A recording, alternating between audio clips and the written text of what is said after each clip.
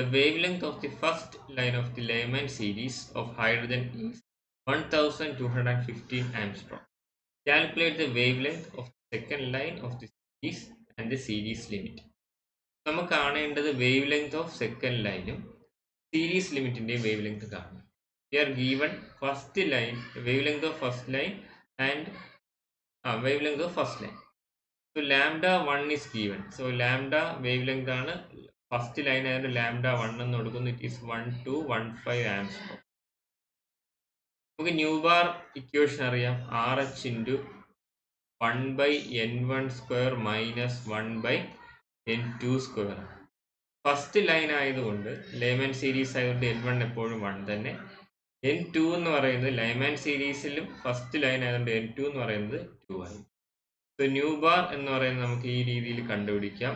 R H into 1 minus 1 divided by 4 is equal to 3/4 of R H. ഇത് nu bar ആണ്. Nu bar is equal to 1/λ. therefore അപ്പോൾ നമുക്ക് ഇവിടെ നിന്ന് lambda 1-നുള്ള ഇക്വേഷൻ എഴുതാം. Lambda 1 is equal to 4/3 into R H. ഇവിടെ R H ഒരു കോൺസ്റ്റന്റ് ആണെങ്കിലും ഫസ്റ്റ് ലൈൻ തന്നിരിക്കുന്നത് കൊണ്ട് നമ്മൾ ആർ എച്ച് അതിൽ നിന്ന് കണ്ടുപിടിക്കാം. therefore or which implies RH is equal to 3/4 of lambda 1. Okay. RH is equal to 4/3 lambda 1. 4/3 lambda. അപ്പോൾ RH നമുക്ക് ഇതിൽ നിന്ന് കിട്ടി. ഇനി നമുക്ക് എന്താ കാണേണ്ടത്? Wavelength of the second line. Second ലൈനിന്റെ വേവ് ലെങ്ത് കാണുവാനായിട്ട് എന്ത് ചെയ്യുക? ലാംഡ 2 ആണ് കാണേണ്ടത്. ലാംഡ 2 എന്ന് പറയുമ്പോഴും ഇവിടെ ലൈമാൻ സീരീസ് തന്നെയാണ് നമ്മൾ കാണുന്നത്. അപ്പോഴും ആർ എച്ചിന് പകരം നമുക്ക് 4/3 ലാംഡ 1 സബ്സ്റ്റിറ്റ്യൂട്ട് ചെയ്യാം. നമുക്കിവിടെ n1 n2 നമുക്ക് അറിയണം.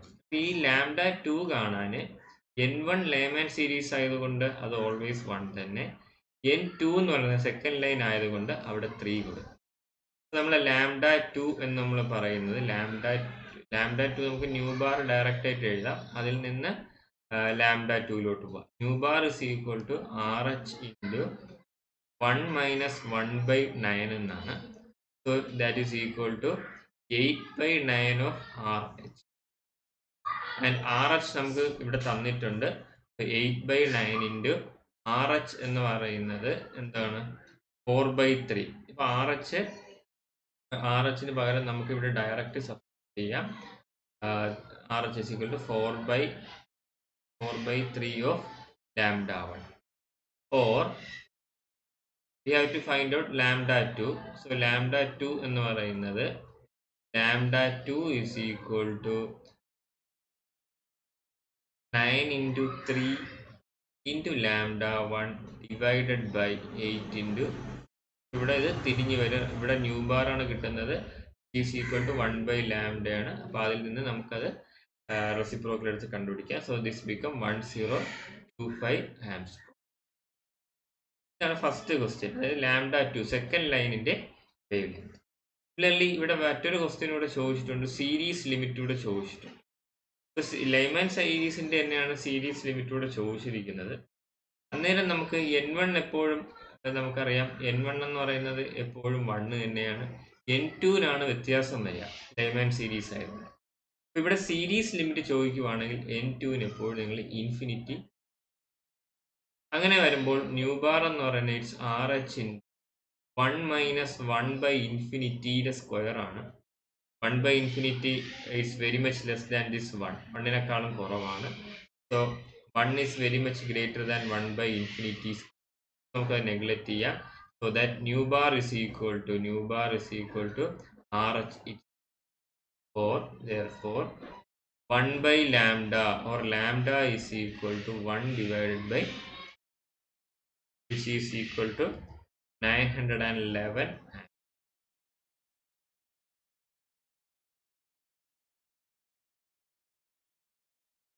Find the wavelength of the photon emitted when a hydrogen atom goes from n is equal to 5 state to n is equal to.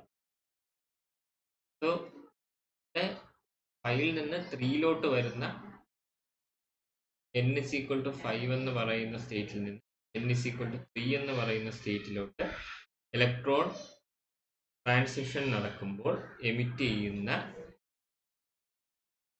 ഫോട്ടോണിന്റെ wave length ലാംഡയാണ് നമുക്ക് കാണേണ്ടത്. നമുക്കറിയാം 1/λ, നേരത്തെ പറഞ്ഞതുപോലെ 1/λ is equal to RH into 1/n1² minus 1/n2². ഇവിടെ n1 എന്ന് പറയുന്നത് 3ഉം n2 എന്ന് പറയുന്നത് 5ഉം ആണ്. ഡയറക്റ്റ് ആയിട്ട് നമുക്ക് സബ്സ്റ്റിറ്റ്യൂട്ട് ചെയ്യാം. therefore 1/λ എന്ന് RH into 25 minus 9 divided by 9 into 25. n1ന് 3 കൊടുക്കുക, n2ന് 5 കൊടുക്കുക, സ്ക്വയർ എടുക്കുന്നു, 25 minus 9. So which is equal to 16 divided by 9 into 25 RH. So lambda is equal to, therefore lambda is equal to 9 into 25 divided by 16 RH. 16 into RH is equal to 1280 nano. So this is comes in the IR region. ഇത് IR regionിൽ വരുന്നതാണ്. ഇത് നമ്മൾ നോക്കിക്കഴിഞ്ഞാൽ തന്നെ നമുക്ക് മനസ്സിലാവും n is equal to 2 എന്ന് n is equal to 5 എന്ന് പറഞ്ഞ സ്റ്റേറ്റിൽ നിന്ന് n is equal to 3 എന്ന് പറഞ്ഞ സ്റ്റേറ്റിലോട്ട് വരുന്നതാണ്. നമുക്ക് തൊട്ട് ഇതിൽ നോക്കിയാൽ മനസ്സിലായി n is equal to 3 എന്ന് പറയുന്ന സ്റ്റേറ്റിൽ വരുന്നതാണ്.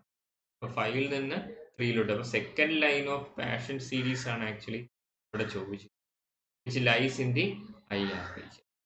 അതാണ് നമ്മളിപ്പോൾ നമുക്ക് കണ്ടുപിടിച്ചത് 1280 നാനോ.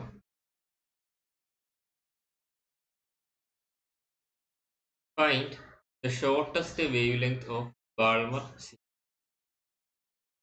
ഇവിടെ മറ്റ് ഒന്നും തന്നെ തന്നിട്ടില്ല. ഈ ക്വസ്റ്റ്യൻ വളരെ ഇമ്പോർട്ടൻ്റ് ആണ്, രസകരമായിട്ട് ചെയ്യാവുന്നതാണ്. Find the shortest wave length of Balmer series. Balmer series ആണെന്നുള്ള ഒരു കാര്യം പറഞ്ഞിട്ടുണ്ട്, ഷോർട്ടസ്റ്റ് വേവ് ലെങ്ത് ആണെന്ന്.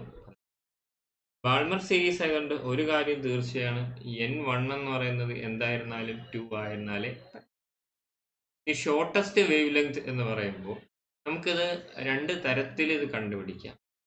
ഒന്ന് ആക്ച്വൽ ഫിസിക്സ് അറിഞ്ഞുകൊണ്ട് ചെയ്യാം, രണ്ട് നമുക്ക് രണ്ട് രീതിയിൽ കണ്ടുപിടിച്ചിട്ട് അതിൽ ഏതാണ് ചെറുത് എന്ന് നോക്കിയത് എഴുതാം. പക്ഷെ അത് കറക്റ്റ് പ്രൊസീജിയർ അല്ല, അതിൻ്റെ ഫിസിക്സ് മനസ്സിലാക്കി ചെയ്യുന്നതാണ് കുറച്ചുകൂടെ നല്ലത്, ബെറ്റർ.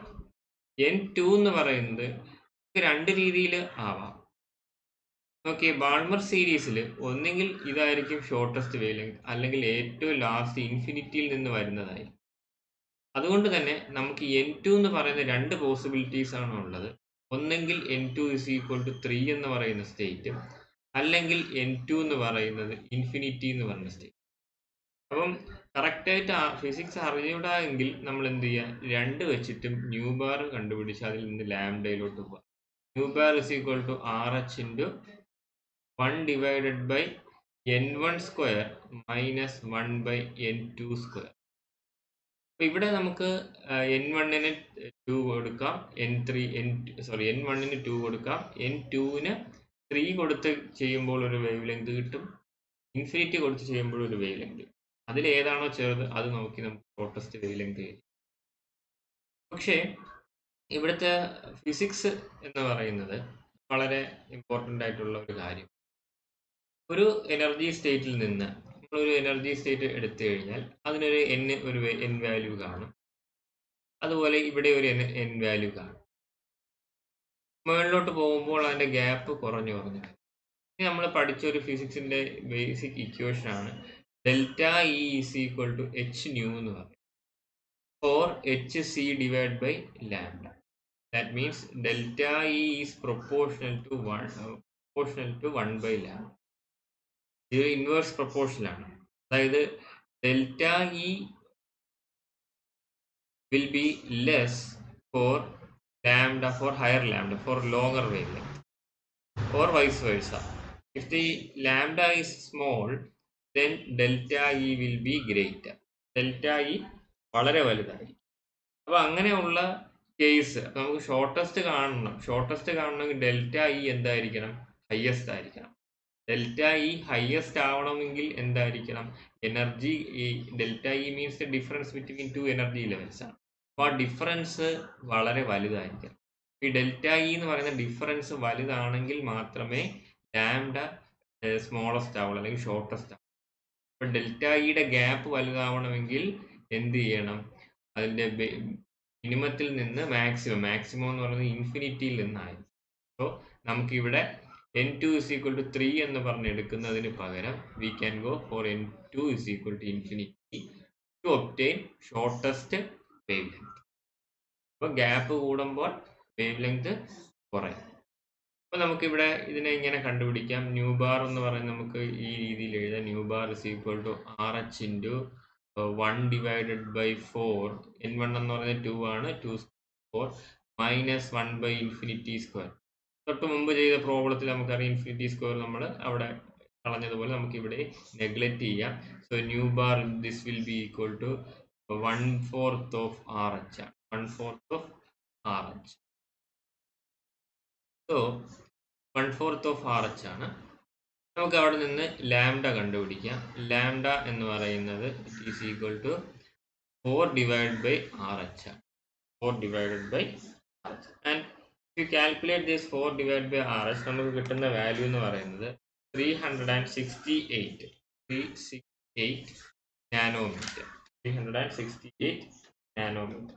ഇതെന്ന് പറയുന്നത് വളരെ ചെറിയ വാല്യൂ ആണ്, ഷോർട്ടസ്റ്റ് വേവ് ലെങ്ത്. ഇതേ ക്വസ്റ്റ്യനെ വേറൊരു രീതിയിൽ ചോദിക്കാം, ഹയസ്റ്റ് ഫ്രീക്വൻസി എന്ന് ചോദിക്കാം. ആ ക്വസ്റ്റ്യൻ ഓർത്തോളം ഷോർട്ടസ്റ്റ് വേവ് ലെങ്ത് എന്ന് ചോദിച്ചു കഴിഞ്ഞാൽ ഈ രീതിയിൽ തന്നെ ചെയ്യാം. അതല്ലെന്നുണ്ടെങ്കിൽ they can ask for highest wavelength, highest frequency. Highest frequency ചോദിച്ചാലും ഈ രീതിയിൽ ചെയ്യാം. ഹയസ്റ്റ് ഫ്രീക്വൻസി ചോദിച്ചാൽ എന്ത് ചെയ്യുക? ഇവിടെ ഇപ്പോൾ നമുക്ക് ലാംഡ കിട്ടി. ഫ്രീക്വൻസി ചോദിക്കുകയാണെങ്കിൽ നമുക്ക് C ഡിവൈഡ് ബൈ ലാംഡ ചെയ്യാം. അപ്പം ഫോർ C ലാംഡ മിനിമം എടുക്കുന്നിടത്ത് ഫ്രീക്വൻസി മാക്സിമം. ഈ ക്വസ്റ്റ്യൻ എങ്ങനെ വേണമെങ്കിൽ 368 അല്ലെങ്കിൽ 364 ആ റേഞ്ചിൽ ആൻസർ